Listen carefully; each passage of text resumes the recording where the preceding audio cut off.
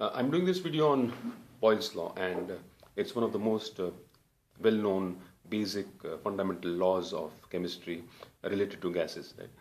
I'm sure you would have studied this law in the lower classes. So what I'll do is I'll quickly get into the statement of the law, something which probably you already know, that for a given gas at constant temperature, that means if I have a mass of gas and I keep its temperature constant, what is observed is pressure is inversely proportional to volume, or we write it as PV is equal to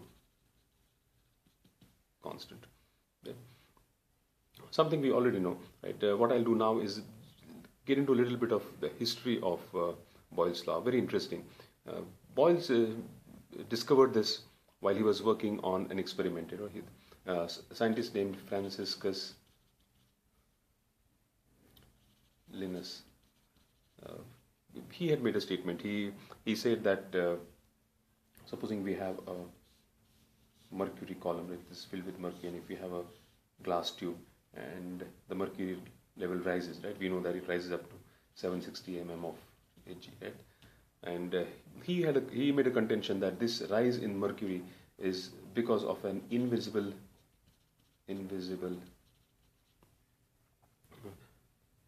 membrane, right, over here between mercury and probably in the glass, and that is what kind of pulls this mercury up. And it is not because of the atmospheric pressure which is acting over here. So he believed that the rise in the mercury column is because of this invisible membrane existing over here rather than the atmospheric pressure. And Boyle was working on this and he was trying to disprove that. And while doing so, he was conducting experiments, and his experimental setup was something like this. He had a glass tube, something shaped like this, closed over here, open to atmosphere over here, and he had some air trapped over here, and the remaining part was filled with mercury.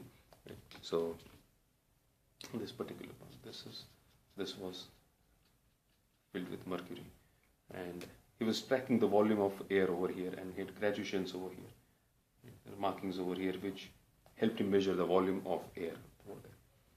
So what he observed is that when the pressure over has increased, that means he added mercury to this. The mercury level was up to here.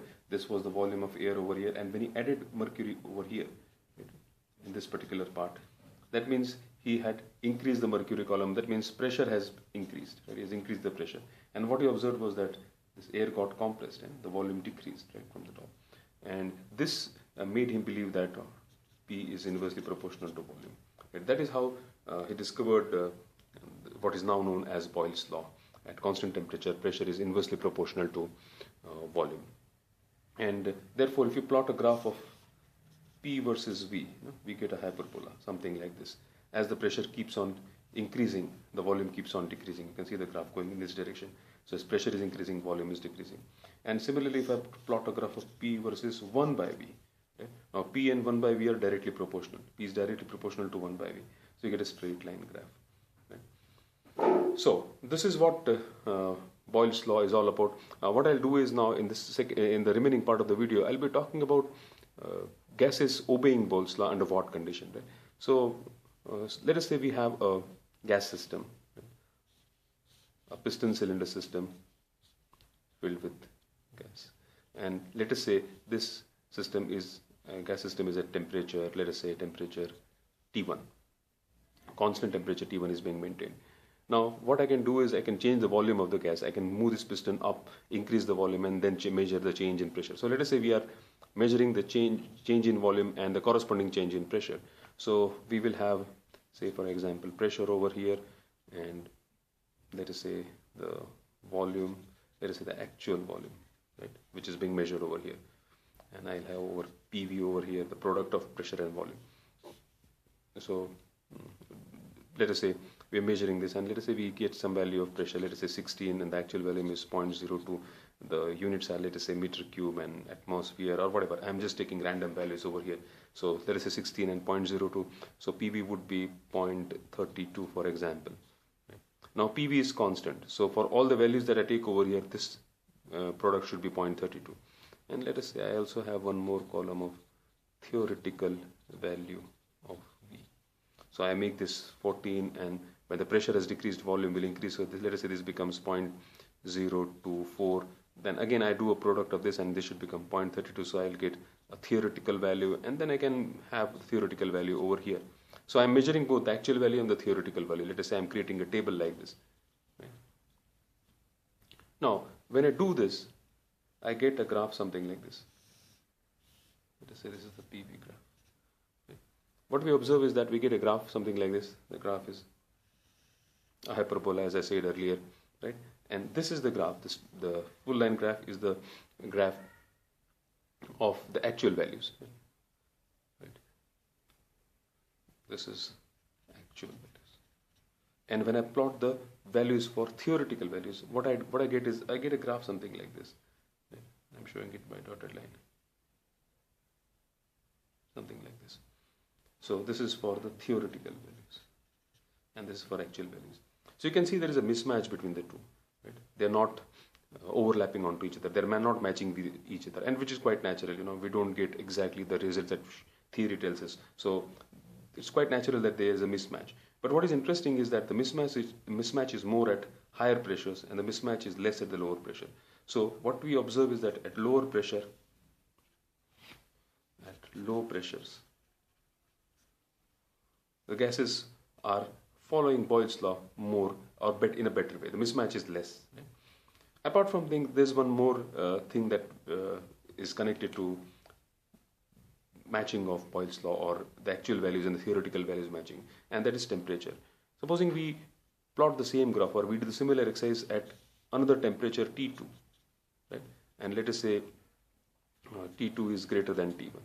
Let us say T1 is greater than T2, right?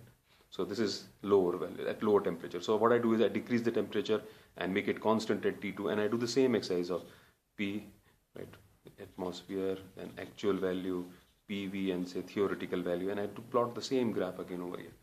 What happens is that what is observed is that we get again a hyperbola like this, but the big difference that we observe is that this theoretical value graph, right, the way we had the dotted line over here, is further removed away from the actual graph.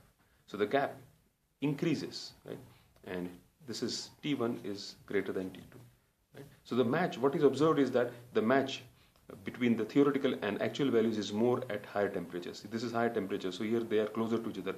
This T2 is lesser than T1. Here the mismatch increases.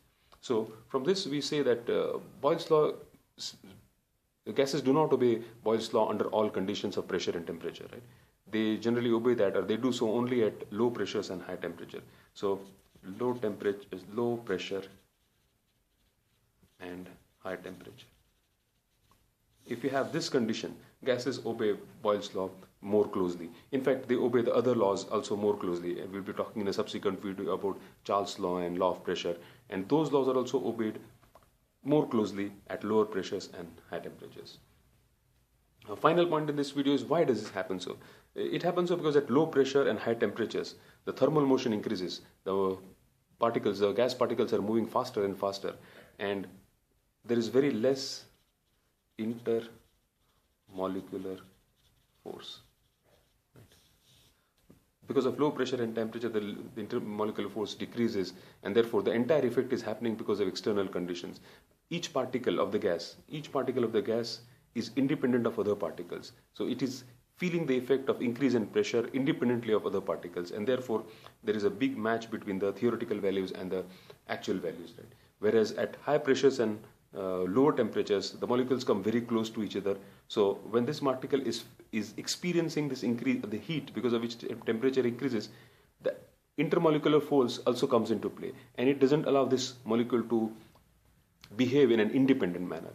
There are two forces which are coming into play: the heat, which is increasing the temperature or is trying to increase the gap, whereas this intermolecular force is trying to keep it closer, and therefore we see a big mismatch between actual value and theoretical values.